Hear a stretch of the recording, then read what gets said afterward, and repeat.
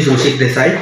Welcome to GST Solution. Friends, today we are going to discuss about the provisions contained in the GST Act for issuance of tax invoice credit notes. Apart from the tax invoice credit notes, there are certain other documents also which have been prescribed in the GST Act for various type of transactions. For example, a person who is engaged in supplying only exempted goods or exempted services. So what kind of documents these kind of supplier needs to issue? Friends, the importance of GST invoice, that is the importance of tax invoice, cannot be underestimated under the Goods and Service Tax Act. Friends, generally speaking, an invoice is an instrument which is issued by the supplier of goods or the supplier of services to the buyer of such goods or the services or the recipient of such goods or such services. The main purpose of the tax invoice, that is the main purpose of such an instrument, that is an invoice, is to identify the type of supply, what is the tax to be levied upon it, who are the parties, what is the place of supply, what is the price, what is the discount, and etc. So friend, in certain cases, this invoice, it also serves the purpose as of demand. Say for example, a supplier is supplying certain goods or services on the basis of an invoice. So that tax invoice seems to serve the purpose of a demand which has been raised on the recipient of such goods and services towards the collection of payment for supply of such goods or services. Sometimes after the payment has been made by the recipient for the particular supply, it also acts, that is the invoice also acts as a document of title. It means after the recipient makes the payment of certain goods or services, the document, that is the title of that document, changes. Now the real owner of such goods or services is the recipient of the goods who actually paid for such goods to the supplier of goods and services. Now friend, the provision with respect to the tax invoice, debit note and credit note has been governed by the section 31 of CGST Act 2017. So section 31 subsection 1, it says a registered person supplying any taxable goods or services and where the movement of good is involved. So such person is liable to raise an invoice upon the recipient of goods and services on or before the delivery of such particular goods. It means friends, when a supplier is sending certain material upon the request of the recipient, then on or before the delivery of such material, such supplier needs to raise an invoice upon the recipient of such goods and services, and the supplier must declare these sale invoices in the GST1 return of that particular month in which such supply has been affected. Now, there are certain transactions in which the movement of the material take place over the counter. Say for example, a delivery of mobile. When a recipient, that is when a customer go to the mobile shop for purchasing a new mobile, the supplier of the mobile gives the delivery of such mobile to the customer on hand. And under such circumstances, friend, it has been said that at the time of delivering such goods to the customer, supplier of that material must raise a tax invoice, must give a tax invoice to a particular customer on that particular date, that particular time itself. Now friends, what is the time limit for raising an invoice? So in case of taxable goods or in case of taxable services, the time limit for issuance of invoice is 30 days after the delivery of goods or the provision of services. However, in case of a non-banking financial company and insurance company, the time limit is specified as in 45 days. So within this time, the invoice must be raised to the particular recipient of such goods or such services itself. Now, 31 bracket 2 is talks about a supply of services. So when should a supplier of services raise an invoice upon the recipient? So it has been said in 31 bracket 2 that a registered person supplying taxable services shall before or after the provision of such services issue a tax invoice to the recipient of such services. Now what should be the content of such tax invoice? So friends, the contents of tax invoice is being prescribed in Rule 46 of CGST Rules 2017. Now friends, a government may prescribe and council may give certain goods or certain services in respect of which there is no requirement to issue any tax invoice, or a supplier of category of services or supplies in respect of which no tax invoice shall be issued, or any other document in place of tax invoice, that also government can issue. That is, a government can specify any other document in place of tax invoice which needs to be raised. Friends, now we are going to understand section 31 bracket 3, that is subsection 3 of section 31. There are certain conditions and there are certain documents which has been given in section 31 bracket 3 for different types of transactions. Now friends, you might be aware that GST registration is applicable. Of course, there is a provision for a voluntary registration also, but the mandatory requirement for taking registration under GST is crossing of the threshold. If the person, that is, if the supplier of the goods or services have not crossed such threshold, he is not liable to take registration.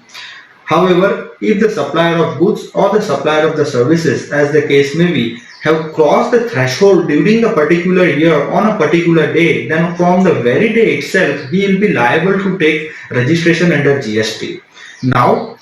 before he was registered under GST, he was classified as an unregistered dealer because he was not registered under GST, and hence he was not liable to collect tax, nor he was eligible to take input tax credit on his inputs. However, on the day when he gets registered, he will be liable to collect the tax on his supplies, as well as he will also eligible to take input tax credit in course of furtherance of business if any.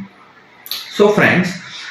before he was registered under GST, he was not liable to issue tax invoices also, and he was supplying material just on the basis of any other document in place of invoices. However, after he is registered under GST, law prescribes that he must issue a tax invoice or on or before the delivery of the goods or on or before the provision of services to the recipient of the services. In such a situation, after you are eligible for registration, within 30 days you need to make an application for registrations to the GST authority, that is on the online portal. Say for example, today you are liable to take registration under GST. Today your threshold has increased, that is, today you have crossed the threshold limit, and hence today you are liable to take registration under GST. However, you may apply to authorities within 30 days. Now, what happens in case you have made any supply between the day when you are eligible for registration and the day when you get GST registration in your hand? So friend, in certain situation, that is in such type of situation, law prescribes that a registered person who have crossed the threshold in a particular day in a particular year may issue a revised tax invoice to all of the recipient of goods and services from the date of becoming eligible under GST to the date when he has got his final GST registration in hand. So in such a situation, a registered person needs to issue a revised tax invoice for collections of the tax on the supplies, as well as he may also be eligible to take all the input tax credit from the day when he becomes so liable to take registration under GST. So the provisions for a revised tax invoice has been given in section 31 bracket 3 clause number A. Now under clause number B, it has been very specifically told that in case the value of goods or the value of services, that is the taxable value of goods or the taxable value of the services, is less than 200 rupees, then the supplier is having an option not to issue any tax invoices. So similarly is in the case of bill of supply also, which has been given in clause number C of section 31 bracket 3, wherein it has been stated that in case if a person is exclusively dealing with the goods or the services which is falling into an exempted category, he is not liable to charge the tax on his invoice because his supply is totally exempted. So in such a situation, as the supplier is into exempted category, hence instead of the tax invoice, he is liable to issue a bill of supply. The provisions, and that is the contents of the bill of supply, has been prescribed under Rule 49 of CGST Rules 2017. Again, in case of bill of supply also, if a value of goods or services is less than 200 rupees, that is the taxable value is less than 200 rupees, then there is no requirement to issue any bill of supply. Now friends, section 31 bracket 3 clause number D says that in case a registered person is taking any advance towards any supply of any taxable goods or supply of any taxable services or the provision of services, then the day on which he is receiving such advance, he is liable to issue a document known as a receipt voucher to his customer or to his recipient, and on that voucher he need to pay tax, that is he need to pay tax on that advance part. So any advance is received towards the service contract is liable to GST, and hence the supplier of the goods or services must issue a receipt voucher containing the details as may be prescribed under Rule 50 of CGST Rules 2017. Friends, in clause number E, it has been stated that when the supplier of goods or the supplier of services have received the advance against the supply to be made of any taxable goods or services, but subsequently he is not able to supply the goods or services, or there is a cancellation of a contract, or due to any reason that supply is not possible, then in such a case the amount which he has collected on the basis of the receipt voucher as an advance needs to be refunded back to the ultimate customer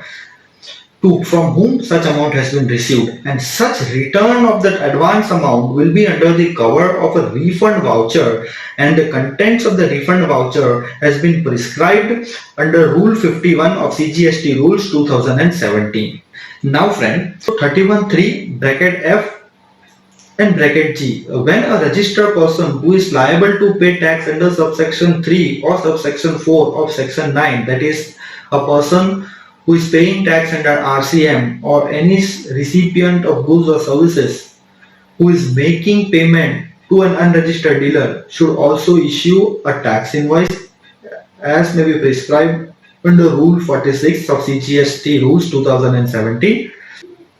There may be a cases where there is a continuous supply of goods or a continuous supply of services as may be specified in subsection 4 and subsection 5 of section number 31. So in case where there is a continuous supply of goods, where there is a requirement of issuing a successive statement, or the payment has been received in a successive payment, then in such a case the invoice shall be issued before or at the time of issuance of each statement, that is before at the time of each statement is issued, or as the case may be, each such payment is received.